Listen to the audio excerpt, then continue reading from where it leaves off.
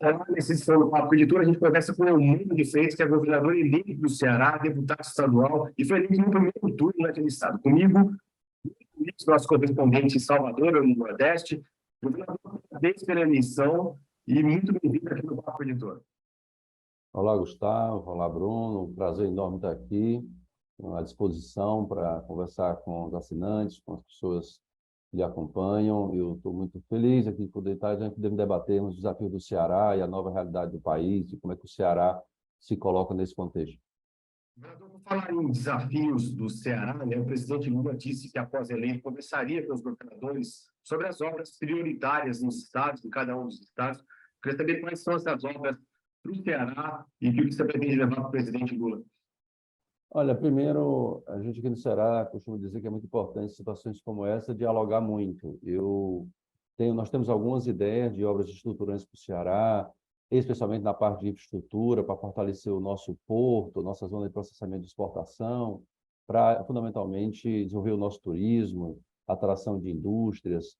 Mas eu tomei a decisão de que já fui informado disso pelo presidente Lula após a eleição, e eu comecei a fazer umas conversas com o setor produtivo do Ceará. Essa semana mesmo tive reunião já com o setor da construção civil, com o Sindicato das Empresas, estou tendo reunião com a Federação das Indústrias, com a Federação do Comércio, vou reunir também com movimentos. Então, eu quero levar ao presidente Lula aquilo que a gente possa dialogar aqui com aqueles que estão fazendo a economia do Ceará, pensando junto com nossos nomes que estão cotados para secretarias, para essas áreas, como nós temos muitas ideias de infraestrutura para o Ceará, temos aqui pelo menos 10 obras ou 12 que são muito importantes para o Ceará, mas eu tenho que escolher 2 ou 3. E eu quero fazer uma escolha dialogando com o setor produtivo, com os investidores, para que a gente possa, assim, estar muito afinado o nosso governo com os investidores do setor privado do Ceará, porque, afinal, eles é que vão fazer também o seu investimento, gerar emprego para o nosso povo. Então, a minha decisão é fazer aqui um diálogo. Nós temos alguma ideia de duplicação de BR importante no Ceará, temos aqui obras de segurança hídrica, de reservatórios, que também são importantes para o Ceará. Nós vamos levar isso para o setor produtivo, mas queremos ouvir do setor produtivo e estamos abertos, inclusive, a alterar nossas ideias iniciais e construir um grande consenso. Quero ouvir os deputados federais, deputados estaduais do Ceará, ouvir nossos prefeitos.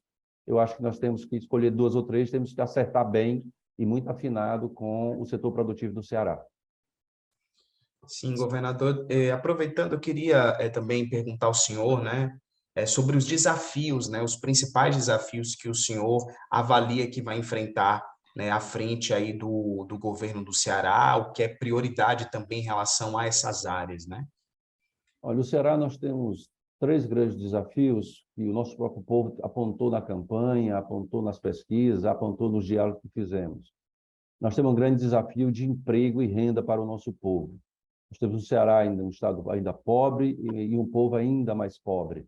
Então, nós precisamos fazer isso garantindo investimentos, seja público e especialmente privado. E nessa área nós temos um grande desafio, que é a estruturação de toda uma cadeia produtiva de energia renovável, especialmente para a produção de hidrogênio verde.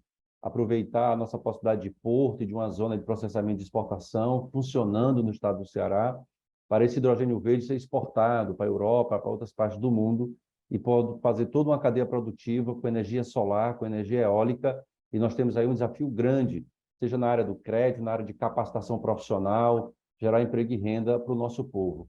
Nós temos um segundo grande desafio, que é a estruturação do sistema de saúde público do Ceará. Nós aqui estamos devagar construindo um sistema público de saúde, com hospitais regionais, com rede de policlínicas, de centros para saúde bucal. Então, isso está sendo construído desde o então governador Cid, foi continuado pelo governador Camilo, e eu vou aprofundar esse processo. Nós já constituímos 4 grandes hospitais regionais, temos 5 regiões estruturadas, mas precisamos avançar ainda nesses equipamentos públicos para garantir um atendimento mais próximo do cidadão aqui no nosso Ceará. E temos um desafio grande na área da segurança pública. Nós aqui temos a necessidade de uma integração muito forte com a Polícia Federal, porque grande parte da violência que nós sofremos no Ceará, assim como no Nordeste, tem a ver com organizações criminosas vinculadas ao tráfico de drogas. E são organizações internacionais, né, que atuam em São Paulo, atuam no Rio de Janeiro, atuam no Brasil inteiro e têm braços pelo mundo afora. Então, nós precisamos ter uma integração muito forte com a Polícia Federal, com a Polícia Rodoviária Federal. Nós vamos aqui no Ceará inaugurar um grande centro de inteligência e inovação tecnológica, onde vamos congregar todas as forças de segurança.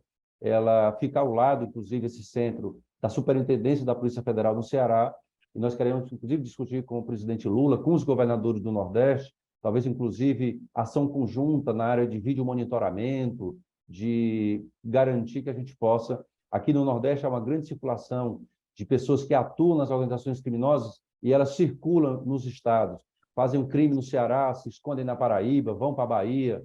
Então, nós precisamos ter uma ação muito integrada das nossas forças de segurança, com muita inteligência, e, portanto, também é um grande desafio para o Ceará reduzir os índices. Nós temos reduzido, mas como os índices são muito elevados, nós temos um desafio enorme na área da segurança e eu vou cuidar disso pessoalmente com a equipe que vai assumir a Secretaria de Segurança Pública e as nossas forças de segurança. Em relação ao governo federal, governador, como é que o senhor acha que deve ser a participação, né, do governo federal, inclusive nessa questão da segurança pública? Porque a gente tem uma situação em que parece que segurança pública é problema dos estados e o governo federal não atua tão integrado assim, nem com políticas públicas, com investimentos, que o governo federal tem mais, inclusive, condições de fazer investimento nessa área do que os próprios estados. O senhor defende uma participação maior do governo federal na execução dessas políticas junto com os estados? Não falo só de integração, né, de polícias e tudo mais, mas no escopo geral. Eu penso o governo federal como um grande articulador de coordenação da política de segurança pública. Nós instituímos um sistema de segurança pública que precisa ser colocado em prática. Nós fizemos uma formatação jurídica, digamos assim. Aqui mesmo no Ceará, nós temos um centro regional Nordeste de inteligência das forças de segurança do Nordeste inteiro. Mas ele, na prática, não tem funcionado bem. Ele, na prática, aqui a nossa Polícia Federal, para a gente ter uma ideia, aqui o Ceará tem nós já sabemos hoje que é uma das rotas que as organizações criminosas querem para exportar droga para outras partes do mundo. A Polícia Federal tem 12 homens para cuidar do tráfico de drogas no Ceará. Evidentemente que isso é absolutamente insuficiente. Então, nós precisamos ter um reforço, precisamos também ter uma articulação com o governo federal para que as políticas sociais de prevenção nós possamos, seja na política de juventude, aqui no Ceará não é diferente de outros locais, nós temos aliciamento de jovens pelas organizações criminosas. Eu disse na campanha que disputei que eu quero fazer a política de juventude mais intensa que o meu estado já viu. Aqui nós temos uma previsão de um programa de capacitação de jovens, de escola em tempo integral. Eu quero todas as escolas do Ceará em tempo integral e nós já temos 60%. E aqui é tempo integral mesmo, é o dia inteiro na escola, 2 turnos, manhã e tarde, dentro da escola, estudando, praticando esporte, cultura e com empreendedorismo. Queremos capacitar 100 mil jovens da escola pública para a área da tecnologia e da informação. E essa capacitação é feita numa parceria com a Amazon, com a AWS, com o Google, para a gente ter o perfil do profissional que essas empresas da área de TI estão precisando. Então, nós queremos todos os nossos jovens dentro da escola em tempo integral, mas queremos outras políticas sociais para a juventude, então, para evitar a nossa juventude ser aliciada, e eu espero que o governo federal tenha políticas intensas para a área da juventude, e da mesma maneira eu espero que a gente possa ter uma integração grande, especialmente na área da inteligência e da investigação, porque nós estamos falando de organizações muito fortes, com ações muito articuladas e conjugadas pelo Brasil e fora do Brasil, e nós não conseguiremos enfrentar e vencê-las apenas com a ação de rua de repressão das polícias militares. Nós precisamos ter um trabalho muito forte de inteligência e de investigação para asfixiar financeiramente essas organizações e prender os seus comandos. Eu penso que essa deve ser a nossa estratégia principal e central.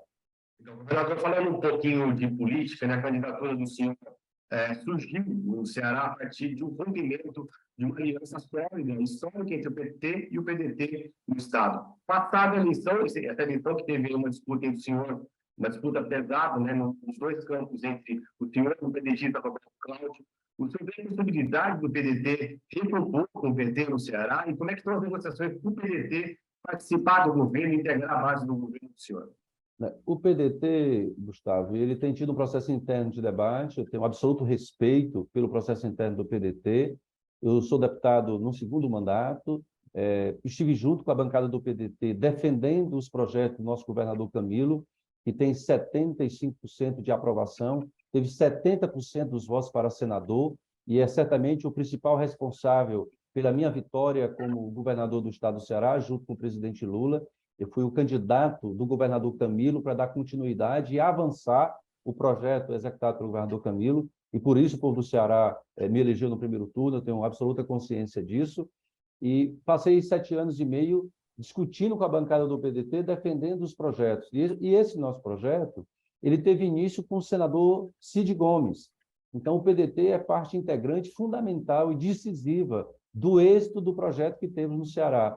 Então, eu tenho muita convicção de que nós vamos manter a aliança no Ceará. Nós temos conversado, eu já tive reunião com o senador Cid, reunião com os deputados estaduais e federais do PDT. Evidentemente que ficam arestas de uma campanha, isso faz parte, mas com muita condição de nós encontrarmos um entendimento. Eu fui candidato a prefeito da capital em 2012, exatamente adversário do Roberto Cláudio. Tive no segundo turno com o Roberto Cláudio, ele venceu aquela eleição e passou 2 anos, eu fui fazer a campanha do Camilo, candidato ao governo, apoiado pelo PDT. Então, eu acho que nós temos condição de superar as nossas dificuldades e eu sei do compromisso que os deputados estaduais e deputada estadual do PDT têm com esse projeto e eu acho que isso vai prevalecer. Governador, o Ciro Gomes, né, forçou de alguma forma o rompimento dessa aliança com o PDT no Ceará, terminou a eleição atrás da Simone Tebet, pela primeira vez ficou em terceiro lugar aí no Ceará, o candidato dele também ficou em terceiro e ele ainda foi criticado pelo silêncio no segundo turno. O senhor avalia que o desempenho eleitoral do Ciro no Ceará indica uma perda da relevância dele como líder político no Estado? Eu penso que o resultado do Ciro, primeiro, é resultado de uma situação política do país, de uma polarização. Então, o país viveu uma polarização entre o campo liderado pelo presidente Lula e o Ciro e o Bolsonaro representando um outro campo político. E acho que o Ciro teve uma avaliação política errada de achar que essa polarização seria desfeita com uma candidatura de terceira via, que buscasse dialogar com um eleitor que não votasse em nenhum dos dois. O resultado eleitoral mostra de que isso foi uma avaliação equivocada, de que essa polarização era tão forte na sociedade que ela iria prevalecer. Então, eu penso que o resultado eleitoral que o Ciro Gomes teve é fundamentalmente resultado de uma polarização real na sociedade, visão de projetos diferenciados, e que eu não tenho nenhuma dúvida de que isso é mais do que pelo Ciro em si, né? E acho que ele cometeu muito erro na campanha, na forma como ele se posicionou quanto ao presidente Lula, quanto à candidatura, quanto ao próprio PT. Acho que muitas vezes fez frases para além do que imagino razoável e até aceitável do ponto de respeito entre pessoas ou forças políticas aliadas, né? Então, a relação que nós tivemos com o PDT, por exemplo, no Congresso, quanto às proposições do presidente Bolsonaro, nós na oposição, demonstrava que nós tínhamos muita convergência em muitos temas. Se você pega o programa, lê o programa do Ciro e vê o programa que o Lula estava apresentando para a campanha, você vê que tem mais convergência do que divergência. E a postura do Ciro na campanha buscava apresentar um grau de divergência que não existe na prática no programa. Então, eu acho que o eleitor também percebeu isso. Alguém que foi ministro do Lula, alguém que ajudou o Lula, defendeu o Lula, de repente, as proposições são parecidas em muitas coisas, e aí quer se apresentar como uma terceira via e a situação política não permite essa situação.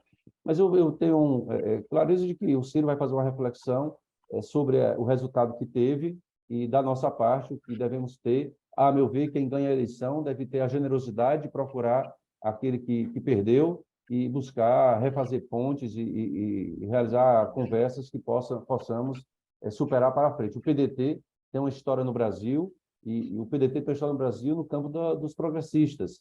Então, acho que nós temos que valorizar e procurar o PDT, é isso que o presidente Lula tem feito, reuniu com o Carlos Lupe. Aqui eu procurei o senador Cid, procurei a bancada do PDT, vou continuar procurando, já disse que quero o PDT na base do meu governo, e tenho certeza que em determinado momento nós também chegaremos a dialogar com o Ciro, a não ser que ele decida que não quer, mas aí é uma decisão que penso que nós temos condição de devagar, conversando e construindo. Governador, o que ela apontava como um forte nome, só falando da questão da política da educação, que tem no Ceará. O Ceará é um dos exemplos da política educacional, né, iniciada já nos governos dos Gomes, assim, do Carlos Gomes, e a governadora Isolda é uma forte candidata a assumir o Ministério da Educação do presidente eleito Luiz Inácio Lula da Silva. O senhor defende a indicação dela, o senhor articula para que isso ocorra dentro do PT, já que ela é uma recém-chegada ao PT? Olha, Gustavo, eu aprendi uma coisa: quando uma pessoa fica lutando muito, se articulando muito para virar ministro, é certo que não será. Então, eu aprendi isso e eu acho que a nossa governadora está muito concentrada em terminar o governo. Ela é uma mulher absolutamente responsável e muito, muito. O Ceará deve muito, o povo cearense deve muito ao êxito que temos na educação pública do Ceará, à professora Isolda Sela. Nós éramos um estado com índices de analfabetismo, de defasagem de aprendizagem, e nós tivemos recentemente uma avaliação do IDEB, e nosso estado, de 100 melhores escolas públicas de ensino fundamental, 87 são do Ceará. E nós não achamos que com isso as coisas aqui não tem muita coisa para melhorar. Nós achamos que ainda tem muita coisa para fazer, para melhorar. Nós já estamos analisando os dados, na área da matemática, o resultado não é exatamente igual à área de português, então nós queremos fazer uma incidência grande na área da matemática, aproximar ainda mais o projeto educacional do projeto de desenvolvimento econômico do Ceará, para a da capacitação para o trabalho.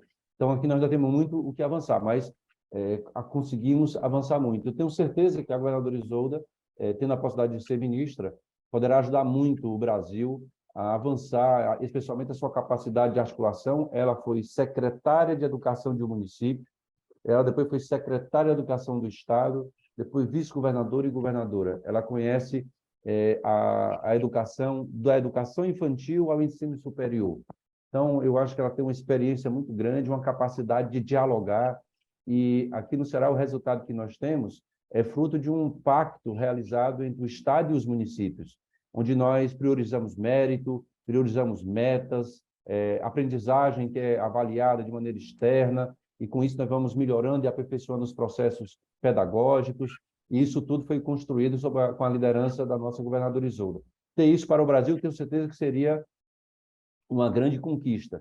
E especialmente, hoje, a convicção que nós temos no Ceará é algo que, inclusive, não tem divergência nas forças políticas, a situação que somos no governo e a oposição que temos, todos nós hoje no Ceará temos a defesa de que queremos toda a educação cearense em tempo integral, da educação infantil ao fim do ensino médio. Ou seja, nós queremos estrutura, estamos construindo na sociedade cearense o entendimento de que a educação é absolutamente prioritária, inclusive para o desenvolvimento econômico do Ceará.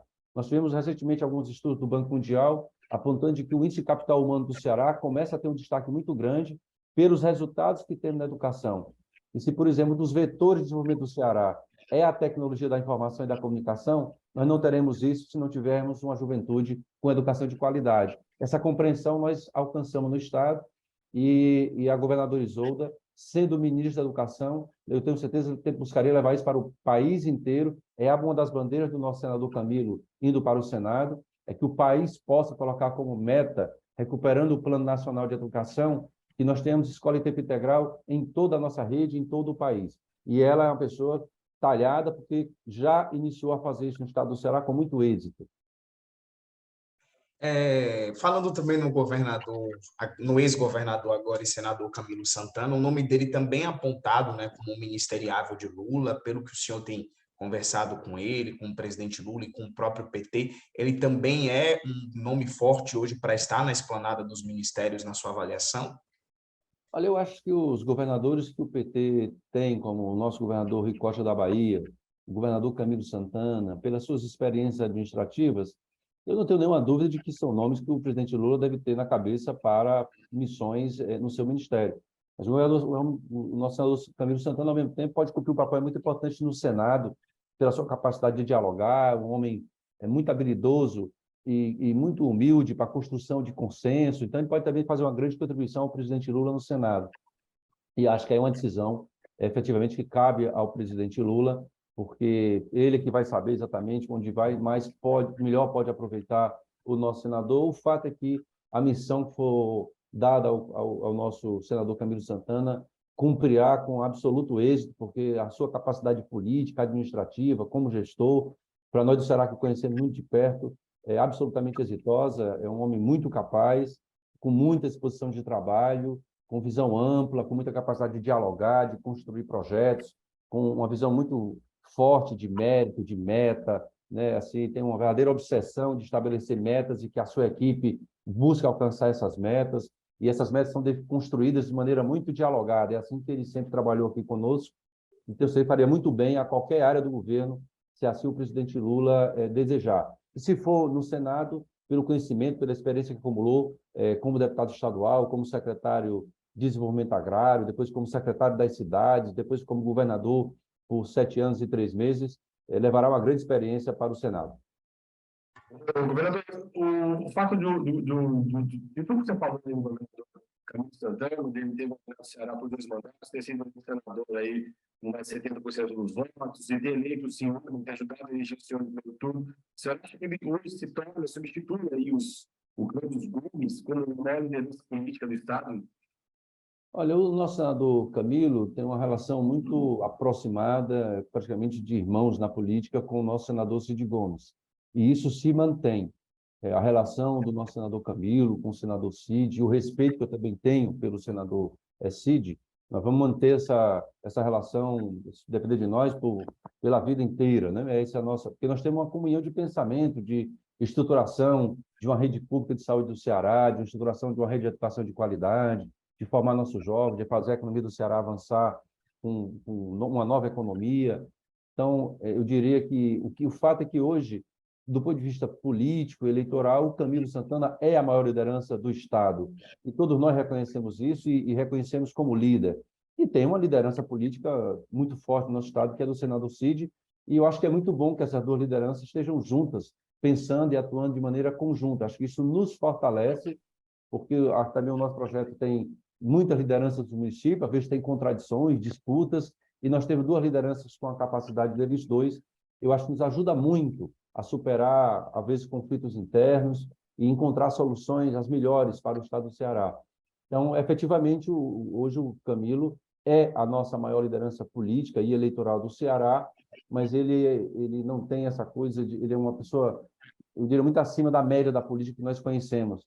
Ele não se envaidece disso, ele continua a dialogar com as pessoas que ele lidera, continua dialogando com o nosso senador Cid, e tem uma coisa sempre muito clara, de que mais importante do que ele dar a opinião é ele construir as posições que unifiquem e seja melhor para a população. Então, eu acho que essa postura de Camilo o faz até maior, né? Porque assim, eu tive tanto 70% dos votos, eu lidero. Não, ele lidera no sentido de construir consensos, posições coletivas, comuns, o que eu considero, inclusive, um aprendizado para muitos que aqui no Ceará, muitas vezes, se acostumaram com a liderança que chegava e dizia tem que ser assim. Não, o Camilo tem uma postura mais construtiva de dar a opinião dele, mas ouvir muito até antes de dar a opinião dele para poder encontrar o melhor caminho para a solução dos problemas. A governadora Isolda Sela voltou da COP27, né, com a assinatura de um memorando de entendimento com uma multinacional que pretende investir 6 bilhões de dólares em uma usina de hidrogênio verde no estado. O presidente Lula disse ontem, inclusive, na COP27, que a pauta ambiental vai ser prioritária no Brasil durante o seu governo. Eu queria saber quais políticas, né, quais medidas o senhor pretende implementar no seu governo e poderia dividir aqui com a gente, anunciar para a gente, para aproveitar esse potencial do Estado na produção de energia limpa, gerando emprego e renda. A primeira coisa, Bruno, é que a energia renovável para o Ceará é um dos principais vetores de desenvolvimento econômico do nosso Estado. Isso é o que está no nosso projeto, isso é o que está nos nossos estudos técnicos. O Ceará tem uma ambição de se transformar em uma referência de produção de energia renovável para o mundo. Então, nós queremos aqui, assinamos esse pré-contrato e nós temos 22 memorandos com empresas da área de hidrogênio verde para transformar o Ceará nos maiores produtores de hidrogênio verde do país e do mundo.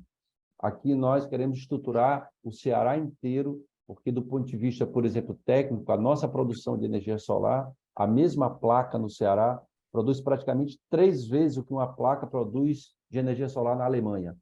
Então, nós temos uma grande capacidade de produtividade para a energia solar. E nós temos um porto com grande capacidade para exportação e temos uma zona de processamento de exportação, a única que funciona no país. Então, nós temos aqui vantagens importantes. Esses memorandos dão uma ideia de algo em torno de 100 bilhões de investimento das multinacionais que pode ocorrer no estado do Ceará, o que poderá alterar, inclusive, muito a economia do nosso estado. E nós estamos Bilhões de dólares ou reais? 100 bilhões de reais, né? Então, nós temos uma perspectiva de que isso possa integrar, inclusive, setores de região do Ceará que hoje tem muito problema de emprego. Nós temos verdadeiros fazendas produtivas de energia solar para fornecimento de energia solar às nossas usinas de hidrogênio verde. Nós saltamos aqui de 20 e poucas unidades de conservação para mais de 60 unidades de conservação do estado do Ceará para a preservação do nosso meio ambiente. E aqui no estado do Ceará, o meio ambiente para nós é, inclusive, um ativo turístico. Nós temos uma compreensão de que preservação do meio ambiente no Ceará, em grande parte, por exemplo, do nosso litoral, é o nosso maior patrimônio turístico que deve ser preservado. Então, nós temos que fazer desenvolvimento da economia do Ceará na área turística, preservando o nosso meio ambiente, porque ele é decisivo para a manutenção do Ceará como um destino turístico importante para o país e fora do país. Então, nós aqui vamos continuar um trabalho grande. Nós temos aqui um projeto de zonamento econômico e ecológico para o estado do Ceará. Nós estamos em negociação com o setor produtivo do estado, aqueles que querem investir, com duas grandes referências. Primeiro, a preservação ambiental. E segundo, a gente garantir também segurança jurídica aos investidores. Nós não podemos ter uma situação de não ter regramento claro que o investidor que vai fazer o seu investimento depois seja impedido por uma interpretação diferenciada, não aquela inicial, quando foi dito a ele que iria investir. Então, nós temos que garantir a preservação com regras claras e que o investidor tenha também segurança jurídica para fazer os investimentos no estado do Ceará. Então, aqui no nosso estado, nós estamos nesse processo de diálogo com o setor produtivo, vamos buscar fazer isso com absoluto consenso entre o setor turístico, o setor de investimento da área da construção civil, os setores que têm interesse nesse desenvolvimento econômico e preservando o meio ambiente do nosso estado. Então, a parte de energia é muito importante para o desenvolvimento econômico do Ceará e essa parte do nosso meio ambiente é fundamental para a manutenção do Ceará como um grande polo de definição de destino turístico do país. Legal. Governador eleito do Ceará, Eumano de Freitas, muito obrigado pela participação aqui do Papo Editor do Broadcast Político. Muito boa sorte aí no seu mandato. Queria agradecer também ao Bruno Luiz, meu companheiro dessa jornada aqui no Papo Editor, e o Cláudio da Luz, que está fazendo a edição final desse programa. E agradecer a todos que acompanham mais um Papo Editor aqui no Broadcast Político. E até a próxima semana. Eu que agradeço. Um grande abraço.